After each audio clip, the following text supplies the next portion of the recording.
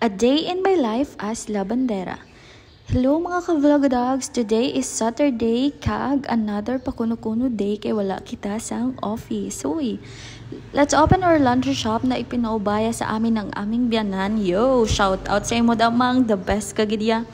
Syempre, pagkabukas na pa lang, i-on na natin ang dapat i-on kag maglimpyo. Sana all kapang limpyo. Upad kami diri ni Ate Lyra kag may ara na kami sa customer. So, while gasalang kami sang mga nilabhan, amuman ang ahon nga chismis. O diba, ano gid aton sa kalibutan man. Ang pangalan sang amon nga laundry shop is K2 Tidy Time Laundry Hub nga man. Gusto lang namon magbuot kahoy, joke lang. K2 stands for Christian and Kenneth. 2K man tani ni, hindi lang magsugot ang DTI, charo hindi. Damo na siguro 2K nga naka-register sa ila. Amo na, hindi pwede. So, gibaliktad na lang namon ang 2K, which is K2. And yun, pasok ta 5 Wala pa kami diri sang tar, pulat-ulat lang. Wala gani kami gadali, ikaw ba? Char lang, joke.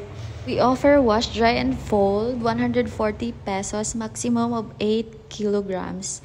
Tidiin ka pa.